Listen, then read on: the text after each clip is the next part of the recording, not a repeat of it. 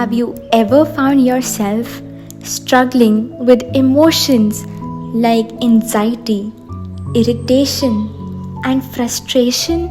And we always end up blaming situations. Why does this always have to happen with me? Or sometimes we end up taking out our frustration on people. Just mind your own business. You don't know how much you have hurt me. It is because of you that I am suffering today. Or X, Y, Z other reasons to blame people around us. Oftentimes, society makes it normal to experience emotions like irritation and frustration in our everyday life. But I'm sorry to say that as per our scriptures, these emotions are unnatural to a person's real position of eternal bliss and happiness. But you don't need to worry, because in this video I will tell you 3 practical tips from our scriptures that you can imbibe in your everyday life to deal with these emotions. Point number 1. The immediate cause. When some situation or some person does something unexpected or bad to you, just remember this simple analogy. What is it in a football that it is easily kicked and passed between various people? From one person to another, the football is always traveling. And this is because the football has a lot of air inside it. Now imagine taking out all the air from inside the football and filling it with iron fillings or heavy metallic substance. Will you be able to kick the ball now? Ouch! You will hurt your leg, but you'll not be able to kick the ball that easily. Our situation in life is not that different from the situation of this football. Life similarly kicks us like that football, and we easily sway from one situation to the other, from one person to the other, and to the other. Now imagine if we take out the void inside of our heart, the emptiness inside of our heart, if we take out the irritation, the frustration, and fill our heart with deep emotions of love and gratitude, then I'm sure that no situation and no person will be able to affect us that easily. So next time when someone treats you wrongly, just think that if they are right, then you have no reason to respond back. But if they are wrong and being unkind to you, then nature has given you a quality of kindness and love to respond back.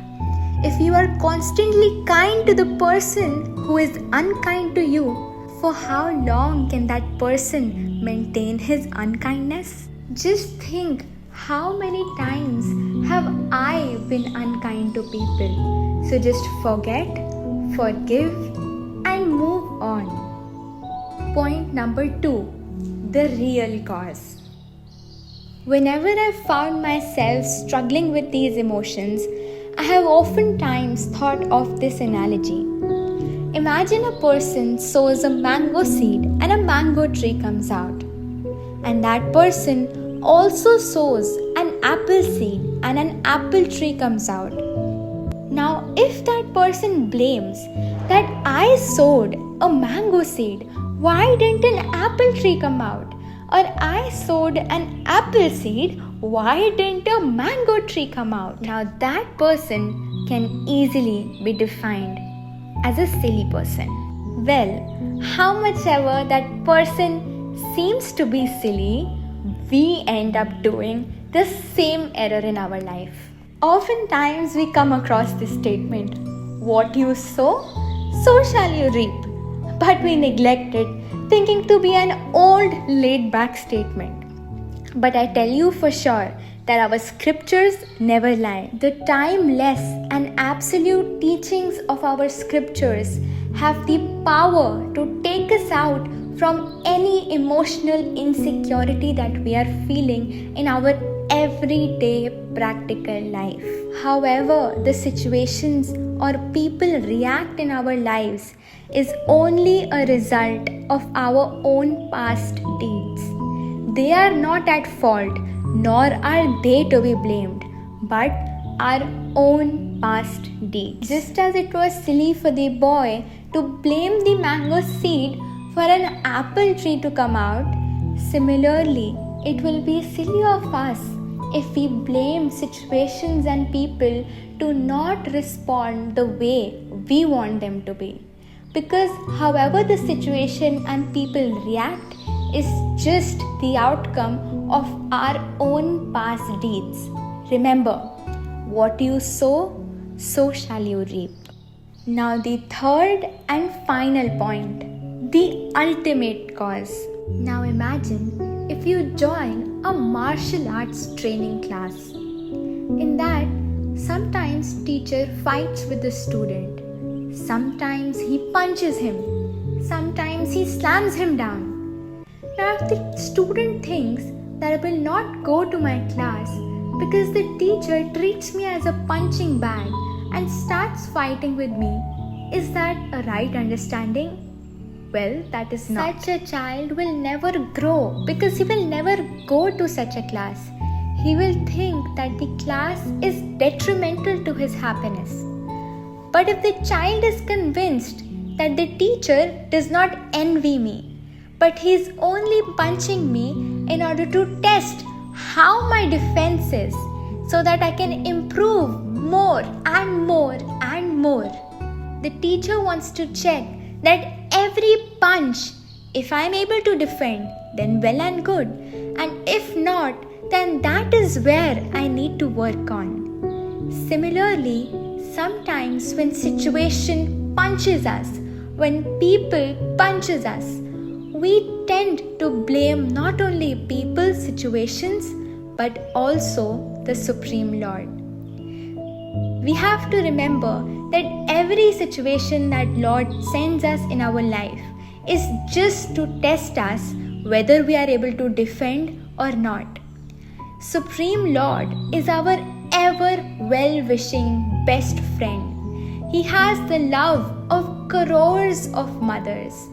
So sometimes He embraces us, but sometimes when we feel that the situation is detrimental to our happiness, we should only think that that situation has been sent by Lord to make our consciousness blossom, to make us as a human being improve more and more and more.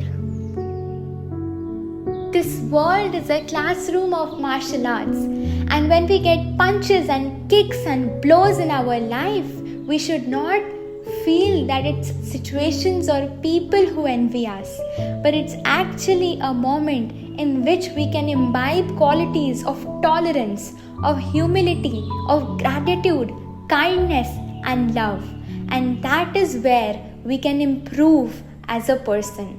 We cannot love us to the extent the Supreme Lord Shri Krishna loves us. We can only see ourselves in this body for the last 10, 20 or 30 years.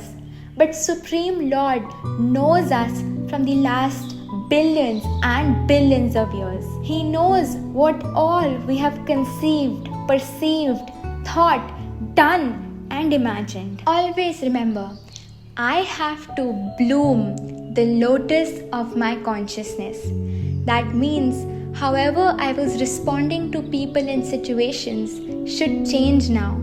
If I was getting agitated on small reasons, now I should gain the strength to face them. Krishna is my ever well-wishing best friend. He can never do anything wrong to me. So whatever situations come forth in our life is just to make us grow from where we are potted.